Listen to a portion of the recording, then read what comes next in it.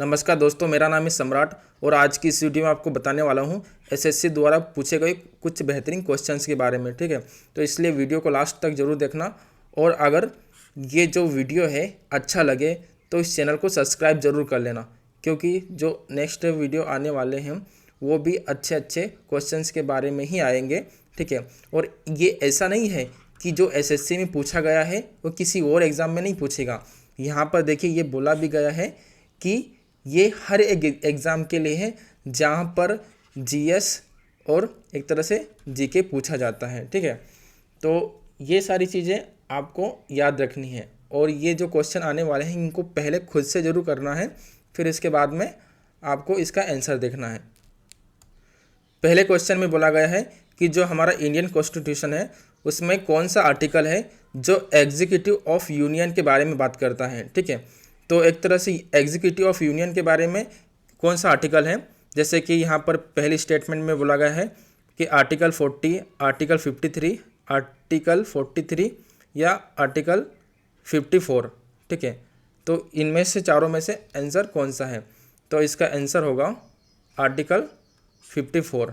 ये आर्टिकल ऐसा है जो हमारी जो यूनियन गवर्नमेंट है उन सब के बारे में बात करता है। यूनियन गवर्नमेंट का मतलब क्या हुआ, यही हुआ ना कि जो एक तरह से हमारे जो प्राइम मिनिस्टर होते हैं, ठीक है, और उनके जो साथ में कैबिनेट मिनिस्टर होते हैं, ये सब साथ में मिलके काम करते हैं, तो उनको एक तरह से यूनियन हो जाते हैं टोटल सेंटर में काम करने वाले।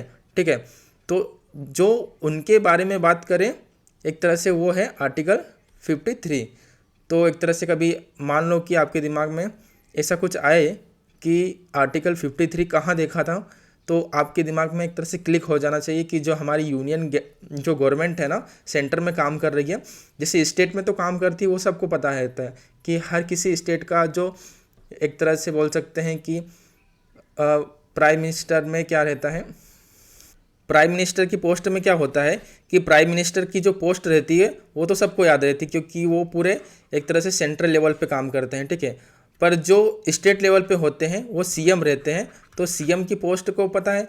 उनमें से अधिकतर बहुत सारे लोगों को नहीं पता रहता है कि जैसे कि नॉर्थ ईस्ट रीजन होता है हमारा, तो उनमें से कौन से स्टेट का सीएम कौन है। ठीक है, ये बहुत कम लोगों को पता रहता है और अधिकतर तो भूल भी जाते हैं। जब पढ़ाई करने वाले बच्चे उनके सारे जो हमारे स्टेट हैं उनके सीएम के नाम उनको सबको नहीं पता होते, मतलब नॉर्मली सबको अच्छे पढ़ाई करने वाले को तो पता ही होते हैं, बट जो एक तरह से नए नए पढ़ने वाले रहते हैं उनको नहीं पता रहते।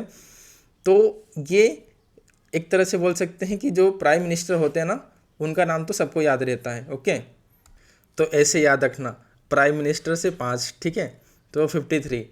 ओके, कुछ भी तिकड़मबाजी लगा लेना याद करने का तरीका कि जो 53 आर्टिकल है ये यूनियन गवर्नमेंट से रिलेटेड होता है, मतलब कि एग्जीक्यूटिव पावर ऑफ यूनियन से। ठीक है, इसमें कुछ और क्वेश्चन एक तरह से बन सकते हैं। ये जैसे यहाँ पर बन सकता है कि आर्टिकल 52 है वो हमारे जो भारत के राष्ट्रपति होते हैं उनके बारे में होता है, और इसके बारे में तो मैंने आपको बता ही दिया। ठीक है, और जो आर्टिकल 54 है वो भारत के राष्ट्रपति के जो इलेक्शन होते हैं उनके बारे में बात करता है, और जो इलेक्शन के जो मैनर होते हैं एक तरह से उनके बारे में आर्टिकल 55 बात करता है। ठीक है, और जो आर्टिकल 57 है वो री इलेक्शन, ये चीज़ पे ध्यान रखना है। ठीक है, इस चीज़ में कंफ्यूज नहीं होना है कि यहाँ पर जो इसमें आर्टिकल 52 है इसमें क्या है कि इंडिया में भारत में राष्ट्रपति होना चाहिए, ये आर्टिकल 52 है, और आर्टिकल 57 है री इलेक्शन के बारे में, और इलेक्शन के बारे में है आर्टिकल 54। ठीक है, तो इन चीज़ों को थोड़ा समझ लेना तो कभी ज़िंदगी भर नहीं भूल पाओगे। नहीं तो कभी कभी क्या होता है कि जो री इलेक्शन वाला जो आर्टिकल है 57 ये इलेक्शन वाले की जगह याद रह जाएगा 54 की जगह। ठीक है, तो ये कन्फ्यूज़न नहीं करना है। देखिए नेक्स्ट कुछ पॉइंट हैं, जैसे कि यूनियन एग्जीक्यूटिव होती है हमारी, उसमें आर्टिकल 52 से आर्टिकल 78 तक रहता है। ठीक है, इसमें मोस्ट इम्पोर्टेंट 3 पोस्ट होती हैं, तो 3 पोस्ट में होते हैं। पहले जो हमारे प्रेसिडेंट होते हैं, प्रेसिडेंट में क्या रहेंगे कि आर्टिकल 52 से आर्टिकल 62 तक बात होती है जो कि प्रेसिडेंट के बारे में बात करता है। ठीक है, और आर्टिकल जो 74 से 75 आर्टिकल और 78, ये जो हमारे प्राइम मिनिस्टर होते हैं, ठीक है, और इनके साथ में जो बैठे हैं काउंसिल ऑफ मिनिस्टर्स, ये सब इनके अंदर में आ जाते हैं। आर्टिकल 74, आर्टिकल 75, आर्टिकल 78, ठीक है। और एक तीसरी पोस्ट भी होती है जो आप खुद से सोच के बताइए क्या हो सकती है। वो ये है मोस्ट इम्पोर्टेंट, ये तो 1000 बार क्वेश्चन पूछ लिया है, आर्टिकल 76 कई बार, मतलब किसी न किसी एग्ज़ाम में तो ज़रूर पूछा है, ठीक है। तो अटॉर्नी जनरल ऑफ इंडिया होते हैं हमारे, जो प्रेजेंट में है अभी, आर वेंकट रमनी, ओके। तो ये होते हैं इकलौते, ठीक है, जो तीसरी पोस्ट में हकदार है। और हमारी जो यूनियन गवर्नमेंट के बारे में देख लिया है, आप स्टेट गवर्नमेंट के बारे में देख लीजिए। जैसे कि स्टेट एग्जीक्यूटिव होती है आर्टिकल 53 से आर्टिकल 167 तक, ठीक है। वहाँ पर प्रेसिडेंट होते हैं, यहाँ पर गवर्नर होते हैं, वहाँ पर एक तरह से प्राइम मिनिस्टर होते हैं, यहाँ पर चीफ मिनिस्टर होते हैं, वहाँ पर काउंसिल ऑफ मिनिस्टर होते हैं, यहाँ पर भी काउंसिल ऑफ मिनिस्टर्स होते हैं, बट यहाँ पर वो छोटे मोटे रहते हैं, ठीक है। वहाँ पर एक तरह से पूरी यूनियन, पूरी सेंट्रल लेवल पे, पूरे इंडिया लेवल पे काम चला सकते हैं, और यहाँ पर ये स्टेट लेवल पे काम चलाते हैं, यहाँ के जो काउंसिल ऑफ मिनिस्टर्स होते हैं, ठीक है। और यहाँ पर भी एडवोकेट जनरल होते हैं, जो हर एक स्टेट में अलग अलग होते हैं, जो आर्टिकल 165 है एंड आर्टिकल 177 है, ये जो बात करते हैं, ठीक है। नेक्स्ट क्वेश्चन देखते हैं। इस क्वेश्चन में बोला गया है कि नागा डायनेस्टी जो थी उस वहाँ पर जो अभी विदिशा में डिस्ट्रिक्ट में सिचुएटेड थी पहले, ठीक है, उसके फाउंडर कौन थे? तो भीम नागा पहला, दूसरा स्कंद नागा, ठीक है, तीसरा बृहस्पति नागा, और चौथा वीरेशनाथ नागा, ठीक है, एक तरह से वीरेशनाथ, ओके। तो इसका आंसर होगा वीरेशनाथ। तो इसके बारे में कुछ और इम्पोर्टेंट पॉइंट देख लेते हैं, जैसे कि ये रहे। जैसे कि वीरेशनाथ थे, वो जो नागा डायनेस्टी के फाउंडर थे, और इन्होंने जो नागा डायनेस्टी को 2nd BC में इस्टेब्लिश किया गया था, ठीक है। और इन्होंने जो एक तरह से कॉइन भी चलाए थे, ठीक है, और 1913 से 1914 तक, सॉरी, यहाँ पर बोला गया है कि जो नागा डायनेस्टी के जो कॉइन्स थे एक तरह से, वो 1913 से 1940 के बीच में पाए गए थे। कहाँ पर? ये बासीनगर में, ठीक है। जो भीम नागा थे वो नागा डायनेस्टी के किंग थे एक तरह से, और जो उन्होंने क्या किया था कि जो कैपिटल थी उन्होंने विदिशा से पद्मावती ट्रांसफ़र कर दी गई थी, ठीक है। और उन्होंने रूल कब से? 210 BCE से उन्होंने 230 BCE तक उन्होंने रूल किया था। जो स्कंदगुप्त थे वो नागवंशी थे, नागावंशी किंग थे एक तरह से, और जो ब्रहशिवा फैमिली से ताल्लुकात रखते थे एक तरीके से, ठीक है। और उन्होंने 230 से 250 AD तक रूल किया था। और बृहस्पति थे, वो एक तरह से ये भी नागा डायनेस्टी के किंग थे, और उन्होंने जो पद्मावती पे रूल किया था 250 से 270 तक AD तक रूल किया था। नेक्स्ट क्वेश्चन देखते हैं। इस क्वेश्चन में बोला गया है कि जो CPCL है उसका फुल फॉर्म क्या है। तो ये क्वेश्चन 2022 में पूछा गया था, तो इसका आंसर आपको खुद से ज़रूर बताना है, ठीक है। जैसे कि यहाँ पर बोला गया है पहले में सेंट्रल पेट्रोलियम कॉर्पोरेशन लिमिटेड, ठीक है, और कॉम्बेट्रोर, ये तो गलती है, इसमें जो लिखा है वो बिल्कुल गलती लिखा है, ठीक है। पेट्रोलियम कॉर्पोरेशन लिमिटेड, ये तो होगा नहीं सेकंड वाला। अब चेन्नई पेट्रोलियम कॉर्पोरेशन लिमिटेड ये हो सकता है, या corporation of petroleum and chemicals limited. तो ये चारों में से करेक्ट वाला आंसर कौन सा है ये बताना है। तो इसका आंसर होगा चेन्नई पेट्रोलियम कॉर्पोरेशन लिमिटेड, ठीक है। इसके बारे में थोड़ा समझ लेते हैं, जैसे कि कुछ इंपॉर्टेंट पॉइंट। जो चेन्नई पेट्रोलियम कॉर्पोरेशन लिमिटेड है, ठीक है, इसको 18 नवंबर 1965 में बनाया गया था। ये भी पूछ सकते हैं जो स्टेट गवर्नमेंट की जो एग्ज़ाम होती है, ठीक है, उसमें भी पूछ लेते हैं। और जो इसकी पेरेंट ऑर्गेनाइजेशन होती है, एक तरह से ये पिताजी होते हैं, इंडियन ऑयल कॉरपोरेशन लिमिटेड। इसके जो एक तरह से जो ऑफिस रहते हैं, ठीक है, तो उनमें से ये एक है, ठीक है। और इसको क्या था, पहले जो चेन्नई पेट्रोलियम कॉरपोरेशन लिमिटेड का पहला नाम था मद्रास रिफाइनरीज लिमिटेड, MRL। ये जो इंडियन ऑयल कॉरपोरेशन है लिमिटेड है, इसमें क्या रहता है कि इसके कुछ रीजनल एक तरह से ऑफिस रहते हैं या डाइवर्जन रहते हैं, कि जो एक तरह से इसमें से ये कुछ पार्ट निकल गया, इसको चेन्नई पेट्रोलियम कॉरपोरेशन लिमिटेड दे दिया, फिर इसका और कुछ पार्ट निकल गया, ठीक है, तो ये होता है। और इसके जो अभी फ़िलहाल में श्रीकांत माधव वैद्य है, ठीक है, जो इंडियन ऑयल कॉरपोरेशन के चेयरपर्सन। और इसका जो अभी हेडक्वार्टर है न्यू दिल्ली में है, और इसको बनाया गया था 30 जून 1959 को। नेक्स्ट क्वेश्चन देखते हैं। इस क्वेश्चन जो बोला गया है, इस क्वेश्चन में बोला गया है कि जो कॉमर्शियल, ठीक है, कमर्शियल यूज़ के लिए कौन सा कोयला यूज़ किया जाता है। तो बिटुमिनस, एंथ्रेसाइट, पीट या लिग्नाइट। तो अधिकतर आई एम श्योर कि यहाँ पर बच्चों को कन्फ्यूज़न ये रहता है कि एंथ्रेसाइट होगा, बट ये गलत है। इसका आंसर राइट होगा जो बिटुमिनस होगा। ओके, तो ये कैसे हैं अब देख लेते हैं इसके बारे में।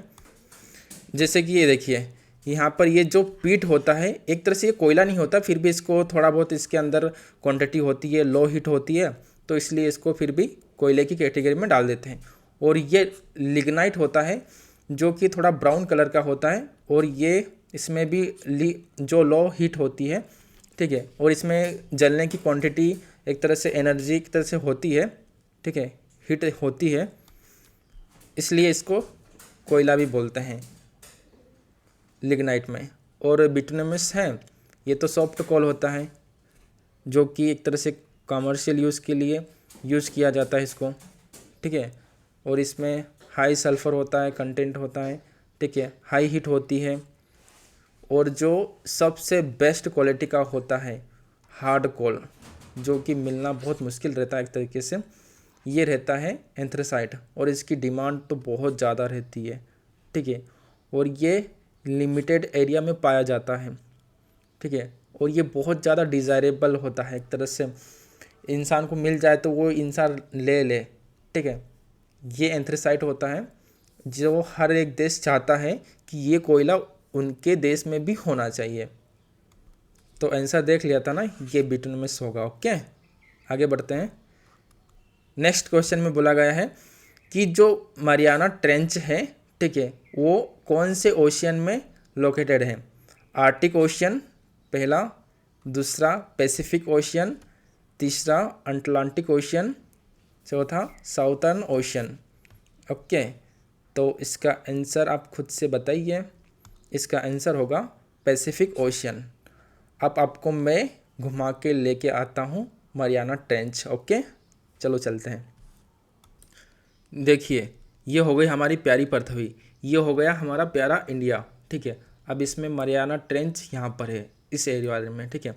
तो यहाँ से इधर जाएंगे, ओके, ये वाला एरिया, ओके, इसमें देखना बहुत ही डीप एरिया है ये, ठीक है, दुनिया का सबसे डीपेस्ट पॉइंट है।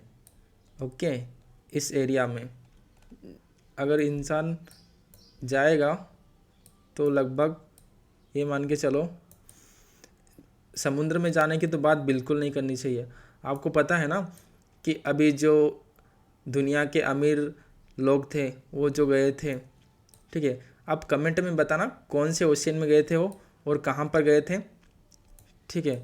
तो वहाँ पर वो गए थे तो समुद्र में के अंदर ही रह गए, तो ऐसी जगह तो जाना हालांकि पसंद नहीं करेगा, ठीक है।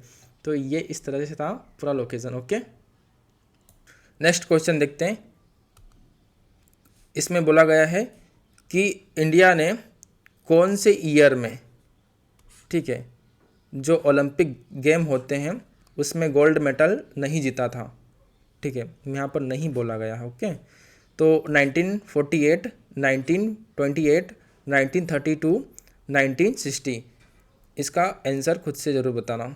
इसका आंसर होगा 1960। ओके, और इसमें देख लेते हैं कि इंडिया ने कितनी बार जीता है और कौन कौन से फील्ड में देखते हैं इसका पॉइंट। देखिए 1 2 3 4 5 6 7 8, ये टोटल 8 बार सिर्फ एक ही वर्ड यहाँ पर नज़र आएगा, हॉकी हॉकी हॉकी।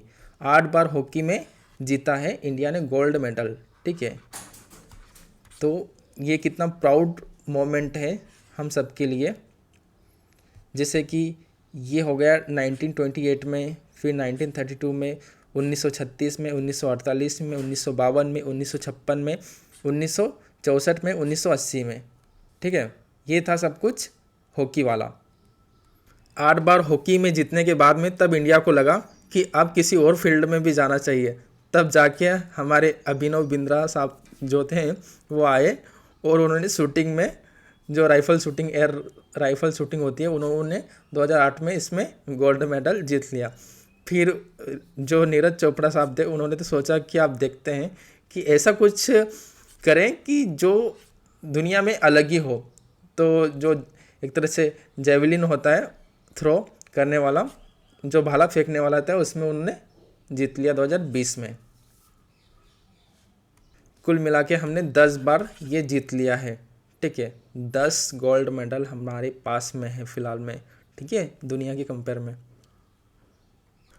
इस क्वेश्चन में बोला गया है कि जो हमारी धरती पे जो वाटर है वो ओशियन के द्वारा कितना है, कितना वाटर घेरा जाता है, एक तरह से अकाउंटेड है।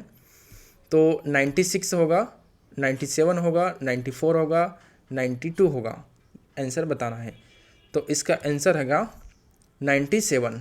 ओके, और इसका आंसर इतना बेस्ट है, इसका एक्सप्लेनेशन जो इससे मुझे बेस्ट कहीं पर जो एक तरह से पीपीटी बनाने के लिए पिक मिली नहीं थी, बट ये वाली मिली जो कि सबसे अच्छी है।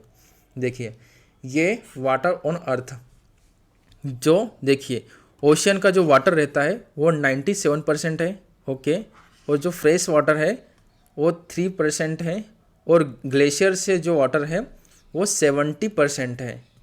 ओके, इसके अंदर पीने लायक। ओके, फ्रेश वाटर में भी। और जो ग्राउंड वाटर है 29% है। ये भी आंकड़े पूछे जा सकते हैं, ऐसा नहीं है कि ये जो 97 वाला पूछा है तो ये नहीं पूछ सकते, ये भी पूछ सकते हैं। ओके, तो ये सारी चीज़ें भी याद करके हमको जानी रहेगी। और रिवर्स और जो लेग्स होती है हमारी, उनमें तो 1% रहता है। ठीक है, तो नेक्स्ट क्वेश्चन देखते हैं। इस तरह से ये बहुत मस्त और बहुत अच्छी स्लाइड लगी, तो ये भी चीज़ इसको याद रखना। इस क्वेश्चन में बोला गया है कि कौन सी कंट्री के पास में, ठीक है, या कौन सी सिटी के पास में एक तरह से जो एशियन गेम्स होते हैं वो होस्ट कराने का राइट है 2030 में। मतलब कि एक तरह से बोल सकते हैं कि कौन सी सिटी है जहाँ पर 2030 में एशियन गेम होंगे। तो पहला जकार्ता, दोहा, सियोल या संघाई। तो आंसर इसका होगा, इसका आंसर है दोहा। ठीक है, और इसके अलावा भी कुछ इम्पोर्टेंट पॉइंट है, कौन कौन सी सिटी कब कब कहाँ कहाँ कौन सी कंट्री करने वाली है, ये भी देख लीजिए। जैसे कि ये है चाइना साहब, चाइना में ये हुआ था 2022 में होंगजाओ में। ठीक है, एक ही नागोया में हुआ था जापान में 2026 में होगा मतलब। और हाँ, ये 26 का भी बहुत इंपॉर्टेंट है, ये भी याद रखिएगा। ओके, और जो दोहा है, दोहा में तो अभी बता ही दिया, जो क्वेश्चन पूछ भी लिया था अभी, तो कतर है। ओके, और रियाद 2034 ये सऊदी अरेबिया में। और इसके अलावा जैसे कि यहाँ पर बोला है एशियन गेम्स के बारे में, तो इसका जो फर्स्ट इवेंट हुआ था 1951 में हुआ था, ये भी कई बार एग्ज़ाम में पूछा है, और न्यू दिल्ली में हुआ था। ओके, तो ये भी ज़रूर याद रखना। इस क्वेश्चन में बोला गया है कि जो दियोमाली है वो कौन सी स्टेट की हाईएस्ट पीक है। तो इसका आंसर आपको बताना है। पहले में जैसे पहली स्टेटमेंट में असम, वेस्ट बंगाल, बिहार, उड़ीसा, तो इसका आंसर है उड़ीसा। ओके, और इसके अलावा भी हम देख लेते हैं, जैसे कि ये रहा उड़ीसा और उड़ीसा के साथ में दियोमाली। ओके, और ये अंडमान निकोबार वाला एरिया है जहाँ से ये जो सैडल पीक है ये भी पूछ ली जाती है। और इसके अलावा जैसे कंचनजुंगा ये वाला सिक्किम में, और भी बहुत सारी जो इम्पोर्टेंट होती है, जैसे कि यहाँ पर ये है उत्तराखंड वाला रीजन जो नंदा देवी वाला है पीक, ये भी पूछ ली जाती है। शिलोंग में तो आपको पता ही है, जो कि मेघालय की एक तरह से कैपिटल होती है शिलोंग पीक, उसके नाम पर ही नाम रखा गया है। जो ये वाली है ना, ये तेलंगाना के अंदर ये है दोलीगुट्टा, ये भी पूछ ली गई है। ओके, इसके अलावा भी बहुत सारी है, ये जैसे कि अरुणाचल प्रदेश में कांगटो है, ये भी पूछ ली जाती है। तो ये जितनी भी है ना, इसमें से जो इम्पोर्टेंट है ये अन्नामुड़ी है, ठीक है, केरला के अंदर पूछ ली जाती है। तो इम्पोर्टेंट याद रख लेना है, ठीक है। बाकी आपको सारी याद रह जाए तो और भी बहुत अच्छी बात है, सोने पे सुहागा हो जाएगा। अगर जिसका मन नहीं हुआ है बहुत दिन से कहीं बाहर जाने का, तो मेरे साथ आप ज़रूर चल सकते हो, ठीक है। मैं अभी आपको उड़ीसा की जो दियोमाली माउंटेन है ना, पीक वाली, वहाँ पर आपको ले जा रहा हूँ, ठीक है। देखिए, ये रहा हमारा गोला, ठीक है, और हमारे गोले में ये रहा हमारा इंडिया, ठीक है, प्यारा इंडिया। और इसके अंदर ये रहा उड़ीसा, और उड़ीसा के भी अंदर ये रहा दियोमाली, ठीक है, जिसमें आपको मैं इसका एग्जैक्ट लोकेशन बताने वाला हूँ। जिसका 3D व्यू देखना चाहोगे तो ये देखिए, ये रहा दियोमाली माउंटेन पिक, एग्जैक्टली लोकेशन, ठीक है, जिसमें हर एंगल से आप देखना चाहो तो देख सकते हो, ठीक है। तो दोस्तों, ये कैसा वीडियो लगा, जो पूरा वीडियो है, ठीक है, ये कमेंट करके ज़रूर बताना। ओके, और thank you so much for watching this video. और अगर वीडियो बहुत अच्छा लगा हो तो इस चैनल को सब्सक्राइब ज़रूर कर लेना, क्योंकि आपका एक सब्सक्राइब मुझे बहुत ज़्यादा मोटिवेट करता है, ठीक है ना। और लाइक कर लेना, शेयर कर देना, ठीक है। तो thank you again, thank you so much for watching this video.